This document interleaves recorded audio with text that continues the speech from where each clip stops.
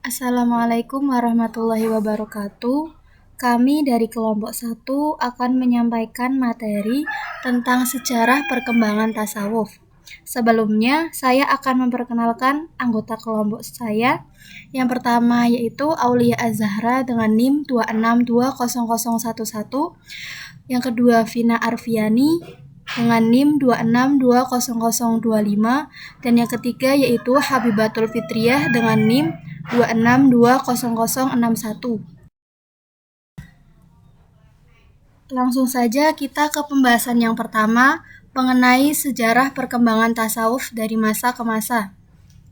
Yang pertama yaitu sejarah tasawuf abad ke-1 dan ke-2, kemudian dilanjut sejarah tasawuf dari abad ke-3 dan ke-4, dan yang terakhir yaitu tentang sejarah tasawuf abad ke-5 dan ke-6.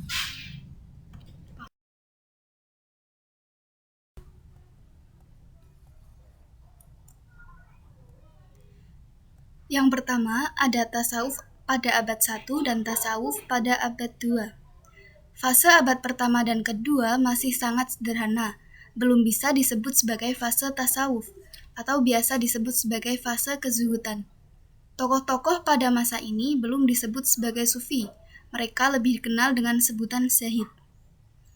Tasawuf pada fase ini lebih bersifat amaliyah daripada bersifat pemikiran, yakni lebih memusatkan dan memprioritaskan hidupnya hanya pada pelaksanaan ibadah untuk mengejar kepentingan akhirat. Bentuk amaliyah itu seperti memperbanyak ibadah, menyedikitkan makan minum, menyedikitkan tidur, dan lain sebagainya.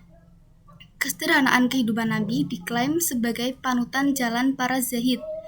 Banyak ucapan dan tindakan Nabi yang mencerminkan kehidupan zuhud dan kesederhanaan, baik dari segi pakaian maupun makanan. Informasi Al-Quran dan Nabi tentang keadaan kehidupan akhirat benar-benar diyakini dan mempengaruhi perasaan dan pikiran mereka. Terdapat banyak contoh perilaku yang ditunjukkan Nabi SAW dalam menginspirasi para sufi untuk berbuat dan berperilaku yang kemudian dijadikan landasan para sufi dalam bertasawuf.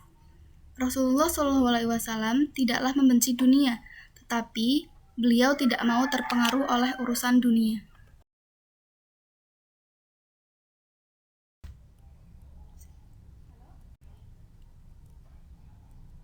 Kemudian tasawuf abad ketiga dan tasawuf abad keempat.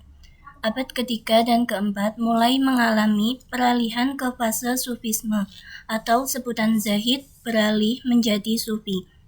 Tasawuf abad 3 dan 4 Hijriah sudah berkembang sehingga mempunyai mazhab, bahkan seolah-olah agama berdiri sendiri. Menurut Abu Al-Wafa, tasawuf pada abad-abad ini telah mencapai peringkat tertinggi sekaligus terjernih, dan mereka menjadi panutan bagi sufi-sufi sesudahnya. Pada masa ini, perkembangan tasawuf dibilang cukup pesat. Hal ini ditandai dengan adanya sekolahan ahli tasawuf yang mencoba menyelidiki inti ajaran tasawuf yang berkembang pada masa itu, sehingga mereka membaginya ke dalam 3 macam, yakni tasawuf yang berindikan ilmu jiwa, ilmu akhlak, dan metafisika.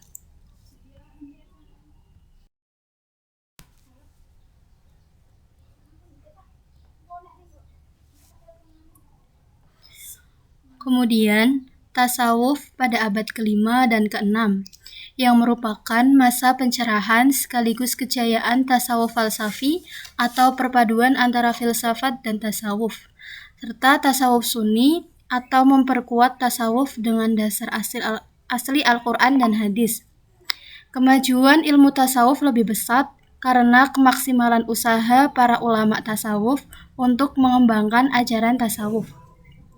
Pada periode ini ditandai dengan kemajuan ilmu tasawuf yang lebih pesat dibandingkan dengan kemajuannya pada periode keempat, sebab usaha maksimal para ulama tasawuf untuk mengembangkan ajaran tasawufnya disebut fase konsolidasi, yakni memperkuat tasawuf dengan dasar yang asli berupa Al-Quran dan Al-Hadis, atau yang sering disebut dengan tasawuf sunni.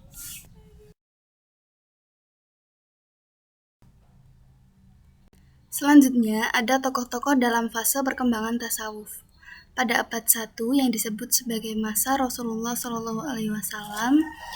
ada tokoh-tokoh seperti Utsman bin Mas'ud al-Jumahi, Ali, Abu Bakar, Abdullah bin Mas'ud, Abu Dar, Salim Maula, Abu Hudzaifah, Abdullah bin Umar, Miqdad bin Aswad, Salman al-Farisi, dan Makhlad bin Mukrin. Para sahabat Nabi tersebut pernah berhimpun di rumah Utsman bin Mas'ud al-Jumahi. Mereka bermusyawarah untuk berpuasa siang hari, tidak tidur di atas kasur, tidak memakan daging dan lemak, tidak mendekati istri, dan tidak memakai wangi-wangian, akan memakai wol kasar, akan meninggalkan dunia, akan mengembara di muka bumi, dan di antara mereka ada yang akan memotong kemaluannya. Musyawarah tersebut terdengar oleh Nabi SAW. Lalu Nabi datang ke rumah Utsman, tetapi mereka sudah membubarkan diri. Utsman dan kawan-kawannya lalu datang kepada Rasulullah, dan Rasul berkata kepada mereka, "Diceritakan kepadaku bahwa kamu telah bermusyawarah akan berbuat begitu." Jawab Utsman, "Betul wahai Rasulullah, kami tidak bermaksud melainkan kebaikan." Kemudian Rasulullah menjawab, "Sesungguhnya aku tidak menyuruh yang demikian." Demikian konsep zuhud yang dicontohkan oleh Nabi. Perilaku zuhud ini mengajarkan tentang keseimbangan dua kepentingan, yaitu kepentingan akhirat dan dunia. Nabi senantiasa berperilaku sebagaimana dalam Al-Quran dan Al-Sunnah. Demikian pula yang kemudian dilakukan oleh para zahid sesudah Nabi, yaitu para sahabat dan generasi sesudahnya. Selanjutnya, pada abad kedua, yaitu masa sahabat Nabi, tokoh-tokohnya yaitu Khulafaur Rasyidin. Tidak sedikit contoh yang dilakukan para sahabat yang mencerminkan perilaku kesufian. Abu Bakar misalnya, diceritakan pernah menyumbangkan banyak unta kepada Nabi untuk kegiatan perjuangan Islam, sehingga ia tidak meninggalkan satu ekor pun unta untuk dirinya. Akhirnya, ia menjadi seorang miskin yang kadang-kadang harus menderita kelaparan. Umar bin Khattab juga sangat dekat dengan perilaku sufi. Diriwayatkan, pada suatu ketika setelah dia menjabat sebagai khalifah, ia berpidato dengan memakai baju bertambal 12 sobekan. Dapat juga disaksikan makna ridho dan sabar pada diri Umar. Yang ketiga adalah Utsman bin Affan. Di antara ucapan-ucapan Utsman bin Affan yang menggambarkan ajaran tasawuf adalah, "Aku dapatkan kebajikan terhimpun dalam 4 hal. Pertama, cinta kepada Allah. Kedua, sabar dalam melaksanakan hukum Allah. Ketiga, ridho dalam menerima takdir atau ketentuan Allah. Keempat, malu terhadap pandangan Allah." Utsman juga dikenal sebagai hartawan dermawan. Utsman telah memberikan sebagian hartanya untuk kepentingan agama. Bila Utsman di rumah tidak pernah lepas dari Al-Quran. Utsman kerap kali membaca Al-Quran dan memahami kandungannya hingga larut malam. Demikian juga Khalifah keempat Ali bin Abi Thalib juga tidak kalah hebatnya dengan khalifah-khalifah dalam hal kehidupan kerohanian. Pekerjaan dan cita-citanya yang besar menyebabkan dia tidak peduli pakaiannya sobek, lantas dijahitnya sendiri. Dengan demikian, ciri menonjol dari perilaku tasawuf pada masa sahabat ini adalah senantiasa memegang teguh pada ajaran kerohanian yang bersumber dari Al-Quran dan meneladani perilaku Rasulullah SAW.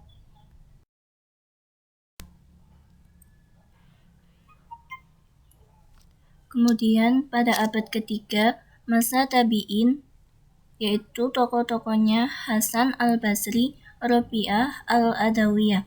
Di antara tabi'in generasi ini yang sering dianggap sebagai peletak dasar ajaran tasawuf adalah Hasan al-Basri. Al-Basri dianggap sebagai orang pertama yang merintis ilmu tasawuf dan mengajarkan ilmu ini di Masjid Basrah. Ajaran-ajaran tasawuf beliau senantiasa berjalan selaras dengan Al-Quran, Al-Hadis. Karena memang Al-Basri seorang ahli hadis dan ahli fikih. Pandangan yang amat teguh dipegangnya ialah zuhud, raja, dan khauf.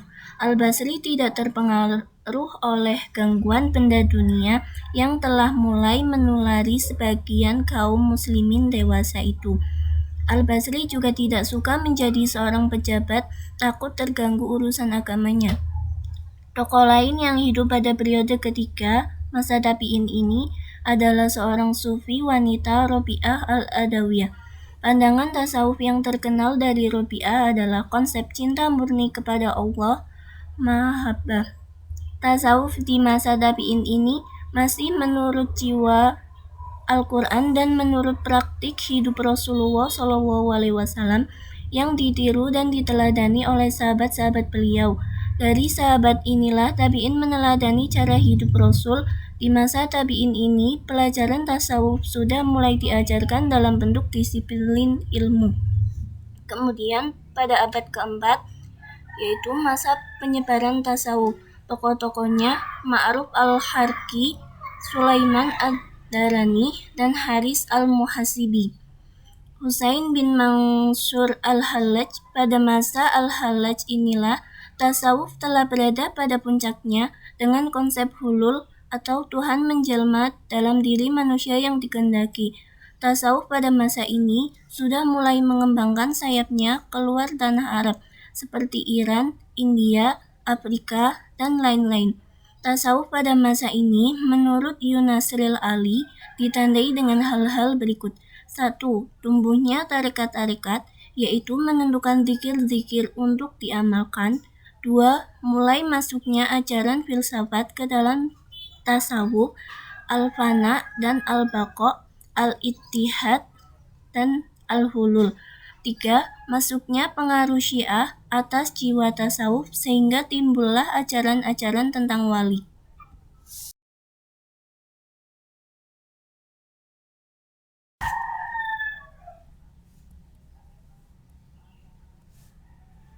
Kemudian pada abad kelima, yaitu masa pencerahan tasawuf.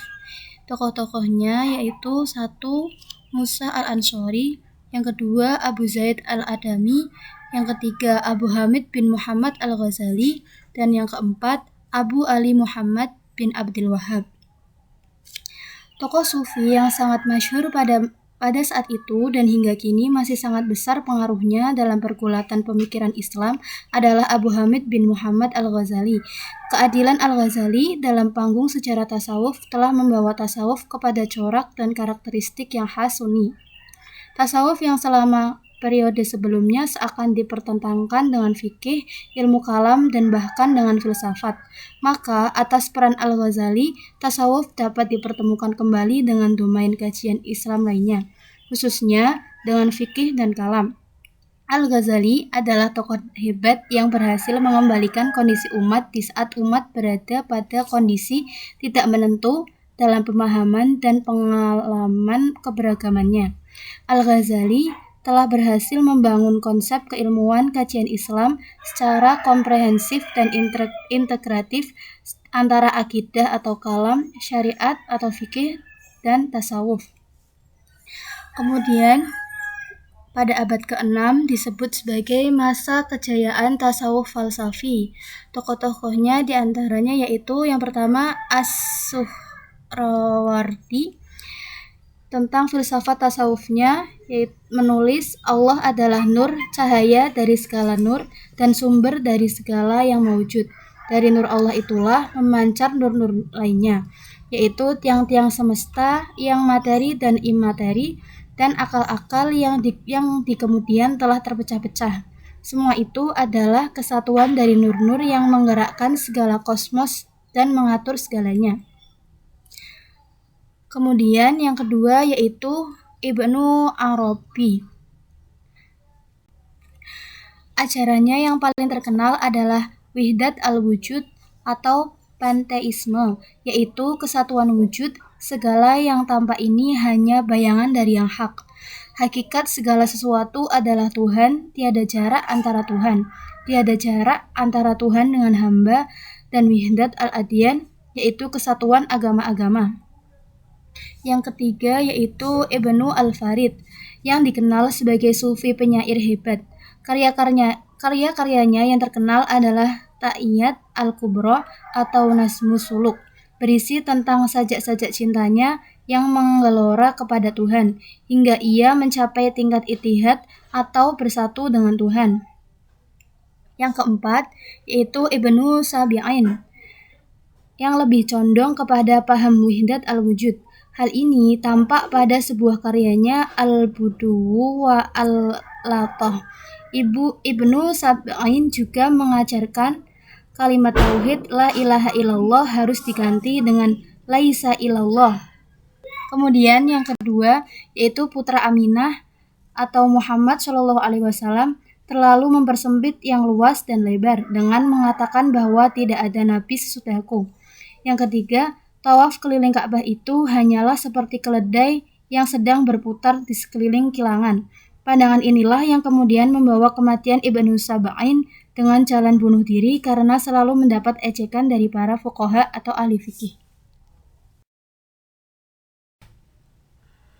Demikian materi mengenai sejarah perkembangan tasawuf yang telah kelompok kami sampaikan. Kurang lebihnya mohon maaf dan semoga bisa bermanfaat. Wassalamualaikum warahmatullahi wabarakatuh.